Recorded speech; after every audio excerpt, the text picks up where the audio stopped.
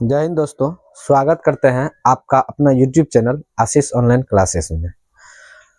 पिछले वीडियो में हम लोग ऑब्जेक्टिव पढ़ रहे थे। फिजिक्स का जो चैप्टर 1 है वो कंप्लीट रूप से हम खत्म कर चुके हैं। उनका प्लेलिस्ट बना हुआ है, आप चाहे तो वहां जा करके देख सकते हैं, जो नहीं पढ़े हैं या जो अभी तक वीडियो नहीं देखे हैं।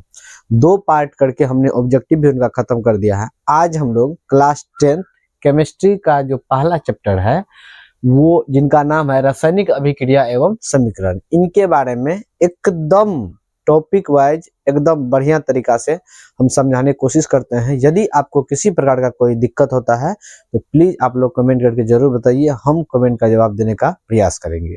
चलिए बिना किसी देरी किए हुए शुरू करते हैं। तो देखिए हमारा पहला है, चैप्टर का नाम है रासायनिक अभिक्रिया एवं समीकरण। सबसे पहले हम लोगों को समझना चाहिए कि रासायनिक अभिक्रिया कहते किसको है, ये रासायनिक अभिक्रिया क्या है। तो देखिए होता क्या है कि जब हम लोग किसी भी एक पदार्थ को दूसरे पदार्थ में मिलाते हैं तो वो तीसरा जो पदार्थ बन के निकलता है वो नए गुण वाले पदार्थ होते हैं और उनका गुण पुराने वाले से अलग हो जाता है। तो इस प्रकार का जो रिएक्शन होता है, क्रिया होता है, उसी को हम लोग कहते हैं रासायनिक क्रिया। देखिए परिभाषा क्या कहता है इनका, कि जब कोई पदार्थ, कोई भी पदार्थ हो सकता है, वो अन्य पदार्थ से क्रिया करके, किसी अन्य पदार्थ से क्रिया किया, भिन्न गुण वाले पदार्थ का निर्माण करते हैं। भिन्न गुण कहने का मतलब ये होता है, हम उदाहरण से आपको समझाते हैं कि मान लीजिए आप हाइड्रोजन लिए, यानी कि हाइड्रोजन गैस है, और दूसरा तरफ ऑक्सीजन लिए, जो कि ऑक्सीजन भी क्या है, गैस है। जब हाइड्रोजन को ऑक्सीजन के साथ मिलाते हैं, अभिक्रिया कराते हैं, तो नए पदार्थ जो बनते हैं वो बनता है जल। क्या बनता है? जल। तो हाइड्रोजन गैस था, O2 ऑक्सीजन गैस था, लेकिन ये दोनों के बाद जो नया पदार्थ बना वो बना जल, जो कि द्रव है। तो अब ये दोनों से जो जल का गुण है वो तो अलग हो गया। तो इस प्रकार का जब क्रिया होता है तो इसी को हम लोग कहते हैं रासायनिक अभिक्रिया। इसीलिए परिभाषा देख लीजिए कि जब कोई पदार्थ किसी अन्य पदार्थ से क्रिया करके भिन्न गुण वाले, मतलब अलग गुण वाले पदार्थ का निर्माण करता है तो उसे ही रासायनिक अभिक्रिया कहते हैं। उम्मीद करते हैं समझ में आ गया होगा। जैसे में लिखा दिया है हाइड्रोजन H2 प्लस Cl2, ये दोनों आपस में मिल रहा है, तो ये दोनों मिलने के बाद हाइड्रोक्लोरिक एसिड बनाता है, जो कि हमारे पेट में अमाशय में रहता है। इसका नाम हो जाएगा हाइड्रोक्लोरिक अम्ल। हाइड्रोक्लोरिक अम्ल इसका नाम हो जाएगा। क्लियर है? चलिए, इन्हीं का सूत्र होता है HCl। अब ये दोनों क्रिया करके ये बना लिया। यहाँ पर H2 गैस है, क्लोरीन गैस है, लेकिन HCl जो बना ये लिक्विड फॉर्म में, द्रव फॉर्म में रहता है। उम्मीद करते हैं ये समझ में आ गया होगा। चलिए अब इसमें क्या है, ये जो समीकरण लिखा है इसका 2 भाग है। आप देख पा रहे होंगे ये जो तीर है, इनको तीर नहीं अभिक्रिया बोला जाता है। ये तीर के बाएं साइड, यानी कि अभिक्रिया के एक लेफ्ट साइड वाला भाग है, एक राइट साइड वाला भाग है। तो अभिक्रिया का जो बायां भाग है, यहाँ से ये बायां साइड वाला, इनको हम लोग कहते हैं अभिकारक, और अभिक्रिया का जो दायां वाला भाग है उसको कहते हैं प्रतिफल या उत्पाद। तो इनका परिभाषा देख लीजिए, अभिकारक किसे कहते हैं, इसको इंग्लिश में रिएक्टेंट कहते हैं। देखिएगा यहाँ पर रासायनिक अभिक्रिया। अब देखिए यहाँ पर रासायनिक अभिक्रिया, ये रासायनिक अभिक्रिया हो रहा था। यहाँ पे रासायनिक अभिक्रिया में भाग लेने वाले, यानी कि जो भाग ले रहा है अभिक्रिया में, तो रासायनिक अभिक्रिया में भाग लेने वाले पदार्थ को ही अभिकारक कहते हैं। हम एग्जाम्पल से आपको समझाते हैं। मान लीजिए आपको शरबत बनाना है, तो आप क्या सब लीजिएगा? चीनी, मतलब कहने के लिए तो आप बहुत चीज कह सकते हैं अपनी भाषा में, लेकिन हम कम से कम जिसके बगैर शरबत नहीं बन सकता है वो है चीनी और पानी। ये 2 चीज आपको कंपलसरी जरूरी है शरबत बनाने के लिए। तो चीनी और पानी वो भाग लिया क्या बनाने में? शरबत बनाने में। तो पहले चीनी और पानी जो है वो हमारा अभिकारक कहलाएगा। ठीक, उसके बाद ये चीनी और पानी को मिलाने के बाद जो नया जो बनेगा उसी को हम लोग कहेंगे प्रतिफल या उत्पाद। तो परिभाषा समझ में आ गया होगा अभिकारक का, कि रासायनिक अभिक्रिया में भाग लेने वाले पदार्थ को ही क्या कहते हैं? अभिकारक कहते हैं। और प्रतिफल या उत्पाद कहते हैं रासायनिक अभिक्रिया के फलस्वरूप बने नए पदार्थ को, नया जो पदार्थ बना उसी को हम लोग कहेंगे प्रतिफल या उत्पाद। क्लियर है? अब एग्जाम्पल में देख लीजिए कि ये अभिक्रिया के बायां साइड वाला अभिकारक है और अभिक्रिया के दायां साइड वाला प्रतिफल है। उम्मीद करते समझ में आ गया होगा। चलिए अब यहाँ पर आता है रासायनिक अभिक्रिया की विशेषता। रासायनिक अभिक्रिया जब होती है ना तो उसमें कुछ न कुछ विशेषता होती है। वो क्या होती है विशेषता, उनको समझिए। सबसे पहले गैस की उत्पत्ति, यानी कि गैसों की उत्पत्ति होती है। ये सब जब अभिक्रिया होता है तो गैस उसमें बाहर होता है।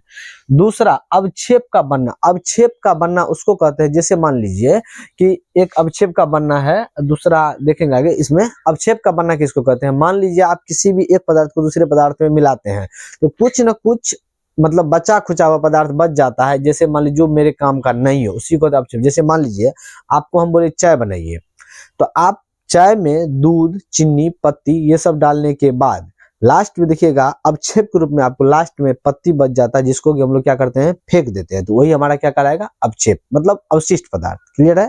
तो दूसरा क्या बना, अवक्षेप का बनना। तीसरा आता है रंग परिवर्तन। अभिक्रिया होने से रंग में भी क्या आएगा, परिवर्तन होगा। और चौथा हमारा ताप परिवर्तन, टेम्परेचर में भी बदलाव आता है। और पांचवा है अवस्था। अवस्था भी अवस्था हम बता दिए अभी, ठोस, द्रव, गैस, तीन अवस्था होता है।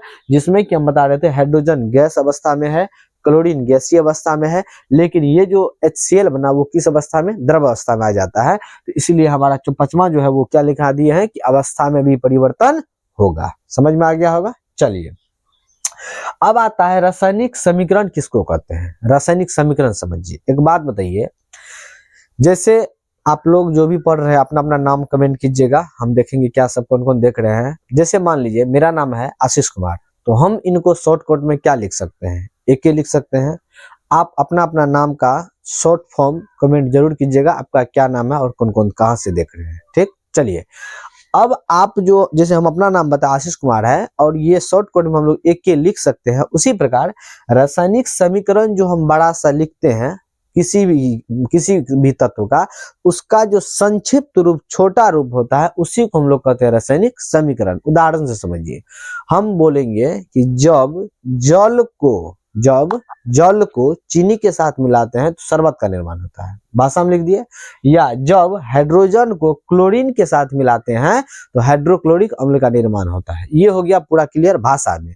अब इन्हीं को शॉर्ट फॉर्म में लिखिएगा आप, H2 + Cl2 अभिक्रिया HCl। ये जो आप छोटे से रूप में उतना बड़ा भाषा को लिखे हैं, यही हमारा छोटा निरूपण हमारा क्या कहलाता है, रासायनिक समीकरण कहलाता है। क्या कहलाता है, रासायनिक समीकरण। क्लियर होगा। चलिए परिभाषा देखिए इनका। किसी रासायनिक अभिक्रिया में भाग लेने वाले पदार्थ के संक्षिप्त का मतलब होता है छोटा, संक्षिप्त मतलब छोटा, संक्षिप्त निरूपण को ही रासायनिक समीकरण कहते हैं। उतना बड़ा भाषा को जो हम छोटे फॉर्म में लिख देते हैं, इसी को हम लोग रासायनिक समीकरण कहते हैं। क्लियर होगा। चलिए अब अगला आता है रासायनिक समीकरण लिखने के नियम। हर चीज का नियम होता है। आप रोड पे चलते हैं, उसके लिए नियम बनाया गया है कि आप लेफ्ट साइड से जाइए, न कि राइट साइड से। आप अपने घर में है, आपके अपने घर का कुछ नियम होगा कि बड़े क्या करेंगे, कौन घर का मालिक है, कौन किसका बात मानना चाहिए, क्या करना चाहिए, वो जो कहे वो बात एकदम होनी चाहिए। तो सबका अपना अपना अलग अलग नियम होता है। उसी प्रकार रासायनिक समीकरण लिखने के कुछ नियम है, उन नियम को समझेंगे। पहला नियम देखिए क्या है। अभिक्रिया में अभिकारकों को समीकरण के बाईं ओर लिखा जाता है। अभी हम तुरंत बताए थे कि मान लीजिए ये अभिक्रिया है तो समीकरण के बाईं ओर इधर ये लिखा जाता है, ये कौन है, अभिकारक है। क्लियर, समझ में आया होगा। दूसरा देखिए, अभिकारकों के सूत्रों के बीच, जब अभिकारक में दो या दो से अधिक सूत्र रहता है तो इन सूत्रों के बीच में प्लस का निशान दिया जाता है। इसका निशान प्लस का। अभी 2 पॉइंट और था, इसमें हम तीसरा पॉइंट देख लीजिए क्या कहता है। तीसरा पॉइंट होता है कि प्रतिफलों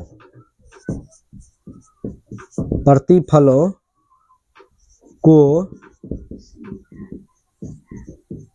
समीकरण के दाईं ओर लिखा जाता है। समीकरण के दाईं ओर लिखा जाता है। क्लियर होगा। और चौथा पॉइंट देख लीजिए, प्रतिफलों, अभिकारकों एवं प्रतिफलों के बीच तीर का चिन्ह दिया जाता है। तीर का चिन्ह दिया जाता है। अब देखिए ये 2 पॉइंट हम थोड़ा सा जगह के अभाव में नहीं लिख पाए थे। यहाँ पर देख लीजिए, प्रतिफलों को समीकरण के दाईं ओर लिखा, हम पहले भी बता दिए प्रतिफल जो होता है वो कभी भी समीकरण के दाईं ओर लिखा जाता है, ठीक। और अगला है अभिकारक एवं प्रतिफल के बीच तीर का चिन्ह दिया जाता है। ये जो अभिकारक है, ये जो प्रतिफल है, इसके बीच में देख लीजिए तीर का चिन्ह दिया जाता है। तो ये 4 हमारा महत्वपूर्ण रासायनिक समीकरण लिखने के नियम थे। उम्मीद करते हैं अच्छी तरह समझ में आ गया होगा। और फिजिक्स का जो वीडियो नहीं देखे हैं, प्लेलिस्ट में जाकर के देख सकते हैं। आपको कहीं अगर दिक्कत हो तो जरूर बताइएगा। तब तक के लिए इतना ही, मिलते हैं अगले वीडियो में। जय हिंद।